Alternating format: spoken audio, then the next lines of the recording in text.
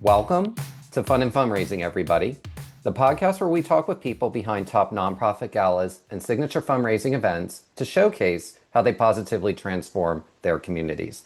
I'm your host, Rob Giardinelli, and today I'm really excited to have two great guests on. So we have Ashley Nowak and Laura McCallan, and they are co-chairs for an event called Art for Advocacy, which benefits the Dallas Children's Advocacy Center.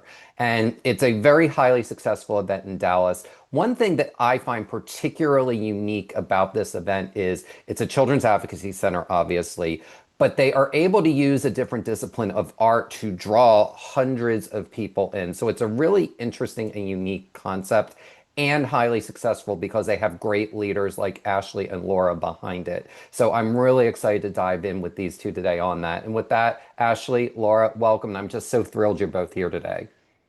Thank Thanks you for for having having. us. Absolutely. So, Laura, share with us what the mission of Dallas Children's Advocacy Center is. So, Dallas Children's Advocacy Center exists to support and improve the lives of abused children all across Dallas County.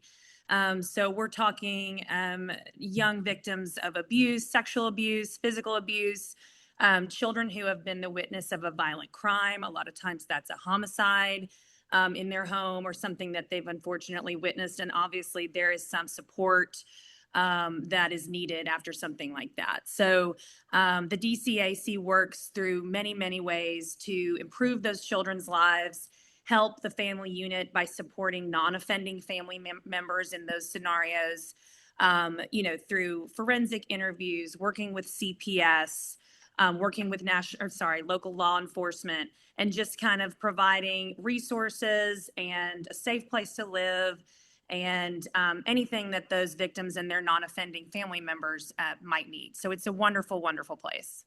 I'm really, thank you for sharing that mission. I'm really glad you mentioned a piece. Yes, abused children is a big part of what you do, but also children that witness things like violent crimes. And I think people often focus on the things that happen to children, but things that they witness, especially like you said, homicides is a common part of that, is it can be just as traumatic or traumatic on different levels for children. So I'm glad that you all, take a real 360 view of what services children may need in a tough situation. And I always like this is actually probably my favorite question to ask, and I always kind of do it at the beginning. Everyone gets involved with organizations for completely different reasons and completely unique ways. And I'd love to hear how each of you initially got involved with this organization. We'll start with Ashley, and then Laura, I'd like to hear your path about how you initially got involved with this organization. So several years ago, a good friend of mine chaired this event. So, of course, I went to support her and was incredibly touched by the very moving mission of DCAC. It is a really hard thing to talk about abused children.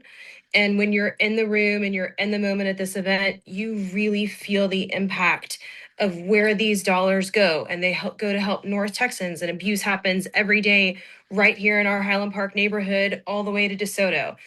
And so I was just so moved by what the organization provides in our community, and have attended over the years, and then eventually became on the underwriting committee and was asked to chair, and I could not be more honored. I'm really glad you mentioned that piece, and we'll dive into kind of the chair piece in a little bit. But I'm really glad, the one thing I'm really glad you mentioned is you've been involved with the organization for many years before you were asked to chair so that you could really get to kind of understand the event mechanics and dynamics. And that's a really important piece, especially for highly successful events like this one. And Laura, I'd love for you to share how you got involved with this organization. Sure. So I have kind of a similar story. The art event has been going on for many, many years, but DCAC actually has another fundraising event called Mahjong for a Mission that just happened in early February. And that was my initial kind of exposure to DCAC. I think the first Mahjong event may have been 4 or 5 years ago. I was asked by a friend to attend at her table, instantly sort of fell in love with the organization. Within a couple years, I chaired that event, the Mahjong event for DCAC, and obviously started attending art once that was on my radar as well, just to kind of further support the amazing things that they're doing. So similar to Ashley, I've attended the art event for many, many years. different capacities, underwriting committee, et cetera, and was like also, very, very honored to be asked to chair this year. So kind of a similar path to Ashley's. It is similar, but yeah, I'm glad you brought up the other signature event, and I know it's an extremely popular one, and that is Mahjong for Admission. Mahjong is kind of the game. It's the indoor pickleball, is what I like to call it right now. It's what everybody wants to play. So I'm really, good for you all to, pick up on that trend because 5 years ago, not everyone was doing it, and that's the sign of a great organization, especially with events, is that they can see that. But I want to dive in a little bit further, and what makes each of you passionate about supporting this particular organization? Because Dallas has so many wonderful nonprofits that you could, that you're able to support. And we'll start with Laura and then Ashley. Feel free to chime in. But what has made you, devote, a good chunk of your time, because chairing requires a lot of hours of work, to support this organization, your passion behind it? So I think initially the draw was the cause itself. As a mother, I have, four young children. And I think, even before I was a mother, this is something that is on your radar. Like Ashley said, it's hard to talk about. It's out there. You don't want to believe it's out there, but you have to, kind of come to terms with that reality and do what you can to support the mission. So I think as a mother, it really resonated for me in terms of their mission itself. And then, honestly, the organization is so well run. The administration, from the CEO down to, the ladies that are helping us with this event and everywhere in between, my experience has always been efficiency, organization. I mean, from chairing that Mahjong event, same experience. Even if there's been, turnover here, there, whatever, everybody who comes into that organization seems to be loving what they do, and that really shows, and you can feel that when you come in as a volunteer. It just makes for a great work environment, and everybody just wants to do their best to help them out because they're so wonderful. I'm glad you mentioned a piece about just, the organization being well run, because passion gets fueled in a lot of different ways. And when you're with a bunch of people that really want to be there and want to make a difference, that allows that kernel of passion to become this big old nice little piece of popcorn that you just want to celebrate and be, be a part of.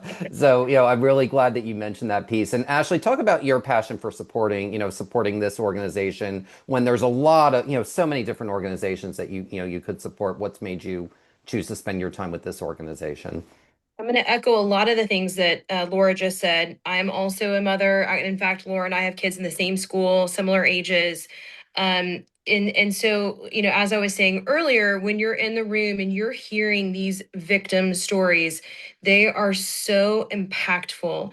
And like I had said earlier, this is something that is so hard to talk about and it needs attention. And there are so many worthy causes that, North Texans are fighting for all of the time. And this is one of those, obviously. But I will also say, because the organization is so well run, and there is such a large group of people that come and attend this event year after year, and they're very passionate about it. And so I have really enjoyed seeing over the last many years that I've been attending this event, what the feeling in the room is like, that people really want to support this cause and really want to support this specific organization that does such hard work. I mean, listening to these stories and like the people who work for this organization and help the children in this area is just so incredibly moving. Very well said. And some you actually kind of touched upon a little bit of it, just like feeling the love in the room. And that kind of goes to the next question. We'll start with Ashley on this one about, talk about what is something a person or a nonprofit can do to create a devoted following for its annual gala or signature fundraiser. And I think you two are going to provide great answers because that's how you both initially got involved with the organization. I think one, obviously you got to throw a good party, right? That's the start of it. But two, it is really about getting a group of people, in some sort of capacity that are connected to the event, right? Whether they're on a host committee or an underwriting committee, or you have chairs and people who are personally passionate and really into the cause. So obviously I got dragged in because a good friend of mine was chairing it. She's like, "You're coming to this event." And I came to the event and I loved it and I kept coming. And then somebody else knew that I knew chaired, and then it really grew as is something that people in our community are attending and being a part of. And so it's sort of one of these multifaceted puzzle pieces that somebody has to put together to throw a good event that stays engaging year after year after year, right? With the right set of people, with the right vibe in the room.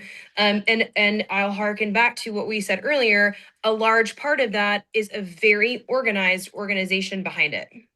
Absolutely. And I'm glad you mentioned the part about your friend saying you've got to go to this because your friend knew that you would connect with it in some way. And because she felt comfortable enough with how well the organization was run, she felt comfortable asking you. And here you are, a few years later, and you're chairing, their largest signature fundraising event. And that's how a good devoted following happens, is they're able to bring in new people to kind of continually, because you need that new energy. And Laura, what advice would you give to, an organization? And, you've, chaired now two different types of events for an organization. So I'm really curious in your point of view Sure. on this. So, DCAC has a really good way of being and operating as a large organization and being impactful for so many numbers of children, but at the same time making you feel like these events are intimate and personal and local to your community.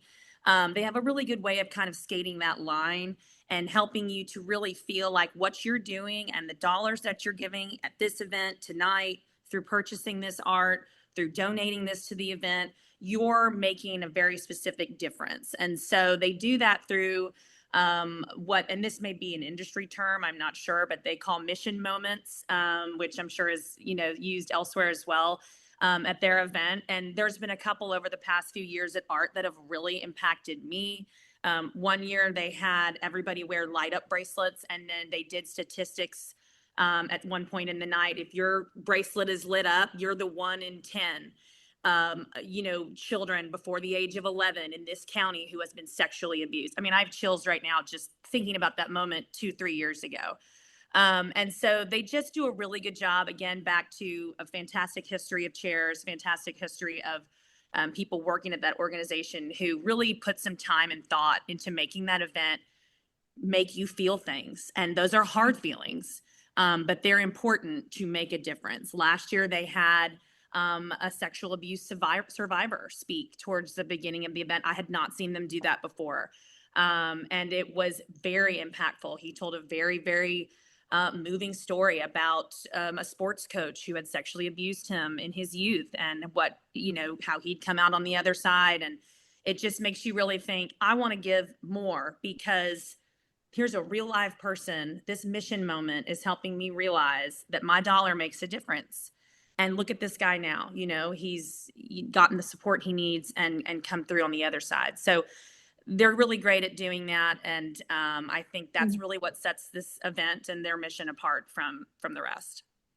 What I really liked about that answer was there are many different ways the organization does that. And I think, one of the reasons why events can kind of peter out is if you do think something in the same exact format every year. And what Laura did was provide three vastly different examples that, one, it keeps the audience on their toes, but it allows them to be moved, because if you see the same thing 20 times, you may be moved, but you're not going to be as deeply moved. And that's what's really cool about that, is the innovation that's going on behind that. And you've both talked about how well run this organization is.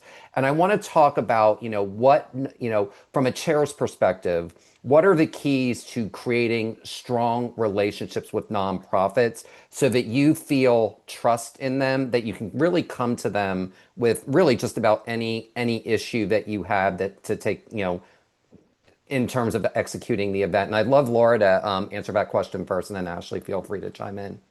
Sure. So I think, step one is, if there's an organization that's interesting to you, DCAC, for example, go to an event. They provide lots of different kind of entry levels in terms of what you're willing to spend initially to purchase a table or buy a ticket or a sponsorship.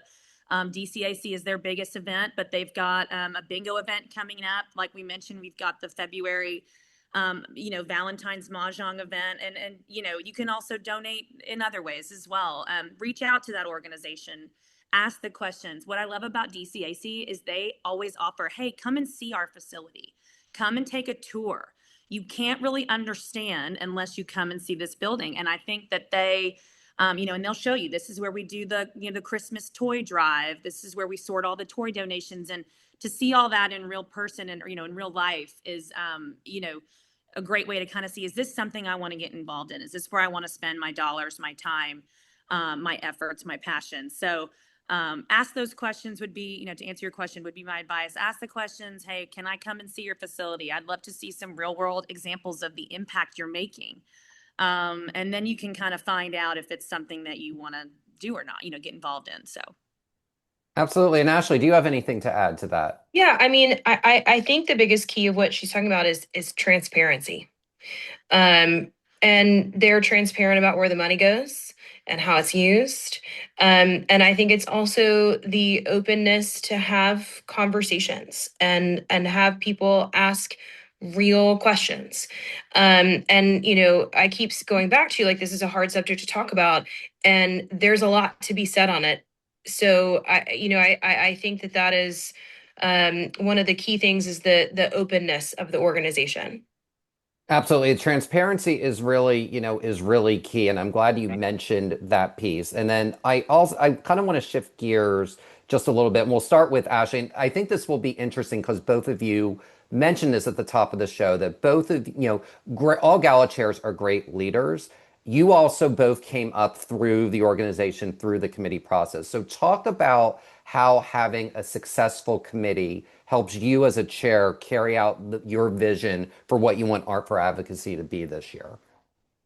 Oh, having a successful committee is everything because they are the backbone of how you get more people involved, right? So let's just look at it in a really simple manner, right? So if you have 15 people on an underwriting committee, that probably is going to mean roughly 15 tables, and they're all bringing maybe 10 friends. And then you're spreading the word to more people. You're filling the room. You're putting more dollars in the bank for the organization. And so they are really having, and they're talking about it in the community. So having people on your committee who are passionate and who are committed, and we try to be mindful and not ask too much time, right, out of the committee, but more so like being committed to coming to the event, to filling a table for the event.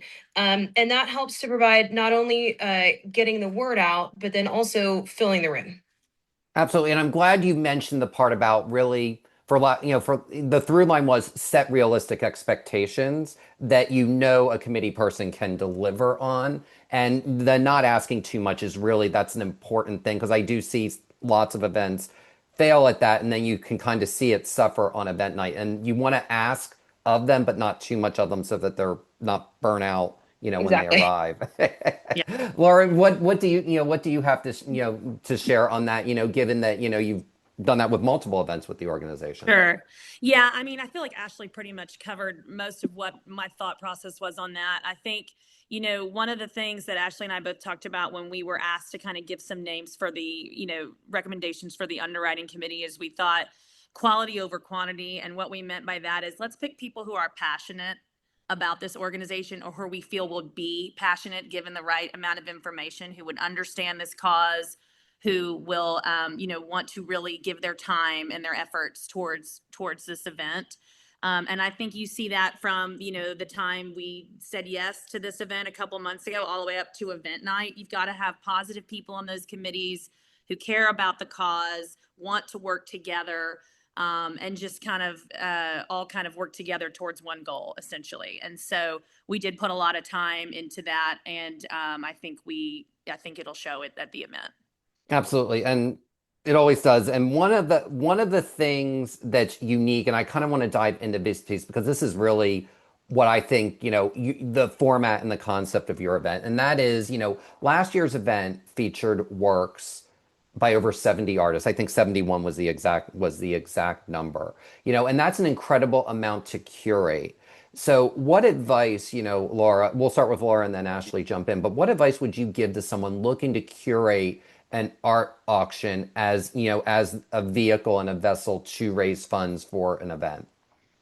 That's a great question. So, I mean, I think there's a lot of very specific little things you could look for. We had a meeting with DCAC yesterday and talked about, when they're looking at all of these generous donors with, trying to place their art into this event, they're looking at, hey, we can't have everything one color. I mean, we have too many blue pieces. We have too many sculptures. We have too many, we only want 3 or 4 at 48 by 48. The rest need to be smaller because they find that those don't sell as well. People don't have the wall space. People want to buy a little something or whatever, a sculpture, something different. So those are all things that I think that curatorial committee, it's a tough one, throughout the years has kind of worked really hard to kind of perfect, if you will, in terms of their process.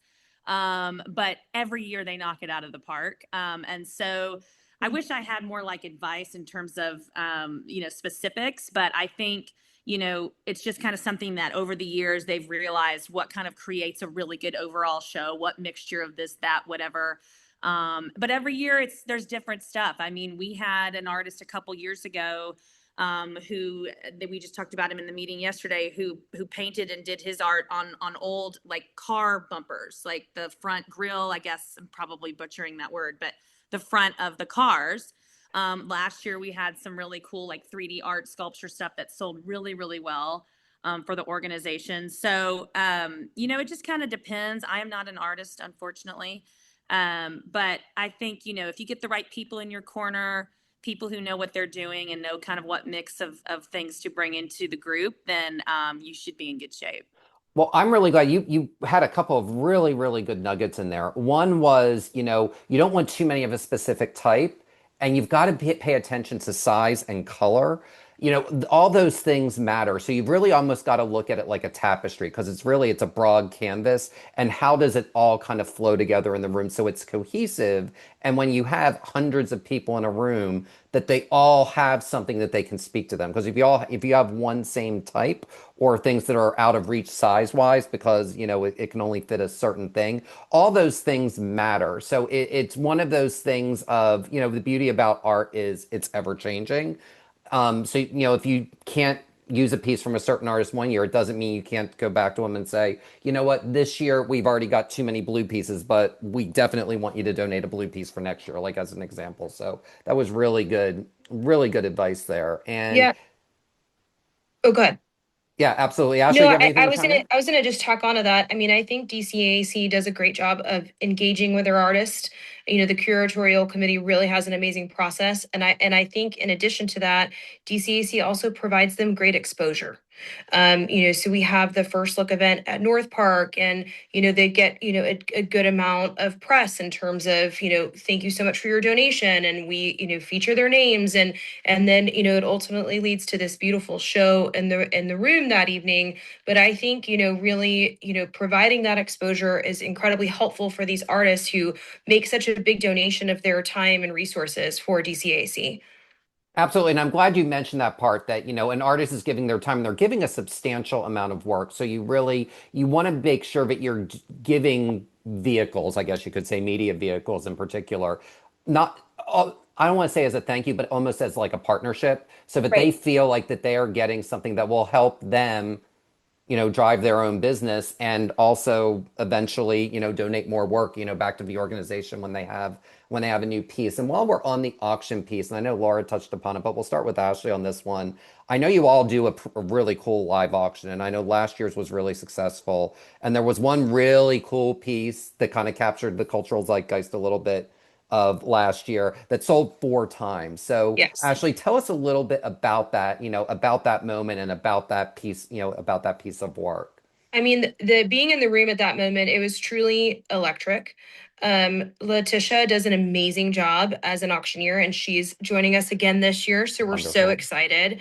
And Ken Womack's Barbie license plate piece just had a lot of buzz to it.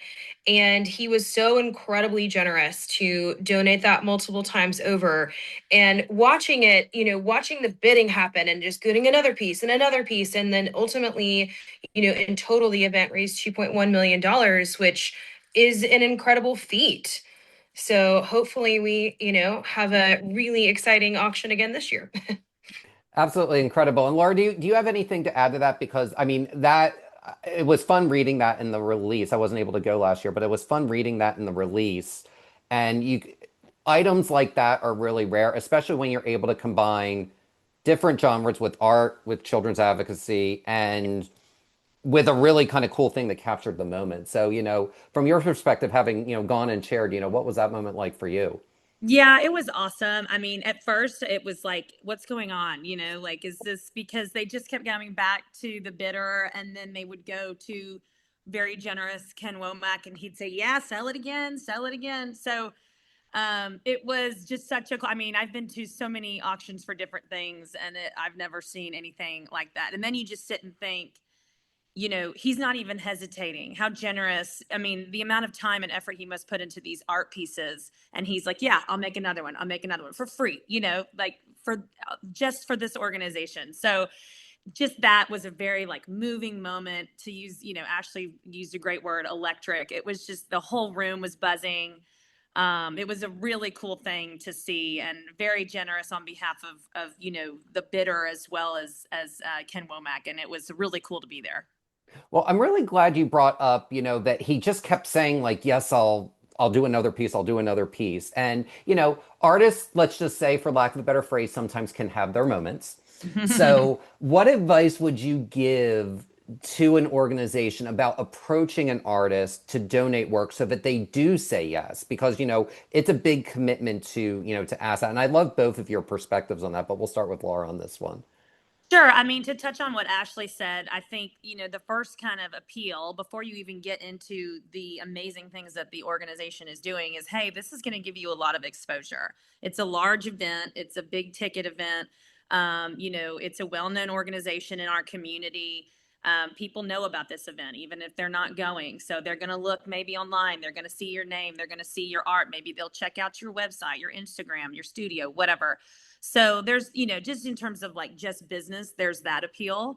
But then also, I mean, and maybe it's just I'm biased. I love DCAC, but what better organization to give if you're going to give your time and your resources and your art? To me, this is like a win-win for everybody. So if I were an artist, I would feel very good about giving to this sort of thing. So. Very well said. Ashley, do you have anything to add to what Laura said? That was a great answer.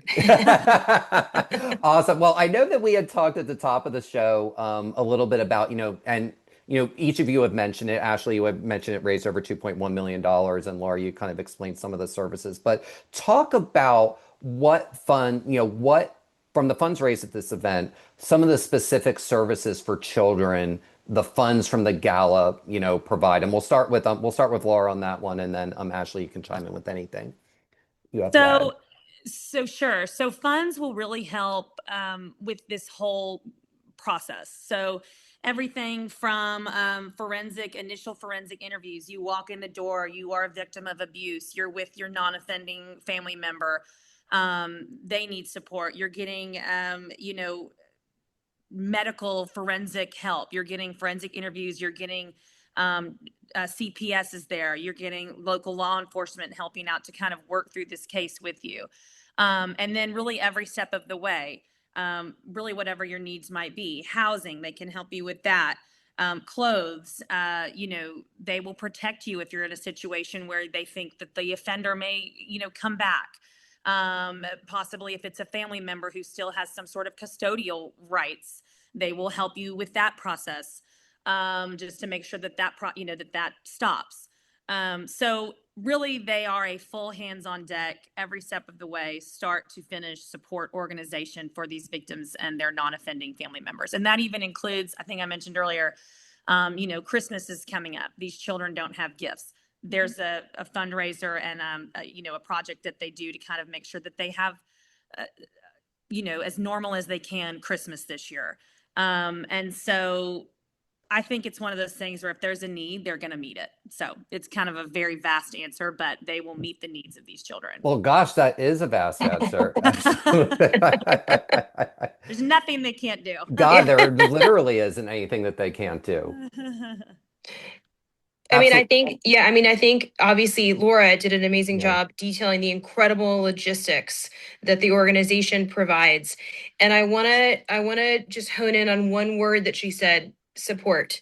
So obviously there's support against all of these steps that are so critical, but there's also the emotional support piece of knowing that someone's in your corner. That's such an important piece so that children don't feel like they're alone. And that at the end of the day is such a critical and important component when a child goes through something traumatic, whether it's happened to them or they saw it. So I'm really glad you brought that piece up, Ashley. And, Ashley, while we're on that subject, is there I want to shift back to the event here, but is there anything you can tease? Because I know a lot of it's saved for the big night, but is there anything you can tease that guests could expect to experience at this year's Art for Advocacy? Well, it's obviously going to be amazing. It's September 12th. Tickets will be, well, actually, tables will be available soon, and we will make all that information readily available. And we are still in the planning process, and we'll save a lot of the surprises for at the event. That is the perfect answer. And that is when you raise $2.1 million, the reason you raised $2.1 million is there's some prizes in store for the audience. And I know we're coming up on time here today, but I always like to kind of end with kind of like a fun little question. So Laura, you'll start, and then Ashley, you'll have the last word. And that is, what advice would you give to someone looking to chair their first nonprofit event? Oh gosh. Okay. So if it's your first time getting involved on that level, I would make sure you're working with a well-run, well-oiled, organized organization, because you don't want to, come into something like that not having guidance and support from, actual people that work at the organization. So obviously that's a non-issue with DCAC. And then just make sure it's something you're passionate about. At the end of the day, if you want to do things for others and give your time, if the cause itself and the end game is not something that means a lot to you, it's just you're not going to put your all into it. And so make sure that you understand the organization, like Ashley mentioned, understand where your dollars are going.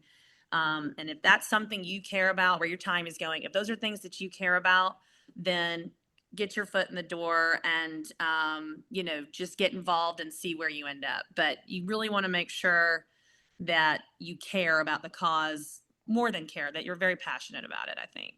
You have to care about the cause because it's great to get a name, and so many people are tempted. It's like so and so's available. If they don't care about it, everyone will sense it when they walk into the room. So I'm really glad you brought up that piece. And Ashley, you get the last word. Okay, so in addition to everything Laura said, I would also say you want to make sure that you like your co-chair and that you've got a great partner like I do and Laura, because you also want to Our have third fun. chair. Yes, our You, third chair who couldn't be here, our friend Steve Noviello. The three of us, we have a good time. So I think we'll be it's a good vibe. We've got the yeah. vibe going for sure. I'm glad you mentioned that, and that's one of those things, again, you can sense things. And if the event chairs are on opposite sides of the room the whole night and you can kind of sense that there's tension, that's a really important piece. So Ashley, that was actually the perfect thing to enter on because, fundraising, the show is called Fun and Fundraising. It should be fun. It is so much more fun when you like the people around you. And that to me is the perfect mic drop moment to end this segment on. Thank you both so much, Laura, Ashley, for taking the time today. You both provided just such great insights, and congrats on what I know is going to be another amazing Art for Advocacy. Thank you so much, See you Rob. there, September 12th. Absolutely. Looking forward to it. And as they said, the 2026 Art for Advocacy benefiting Dallas Children's Advocacy Center will be held on September 12th, 2026 in Dallas, Texas. For more information, please visit dcac.org. And that will do it for this episode of Fun and Fundraising. I'm your host, Rob Giardinelli, reminding you to keep it fun, keep it interesting, and your guests will have a great time. Have a great day, everyone, and take care.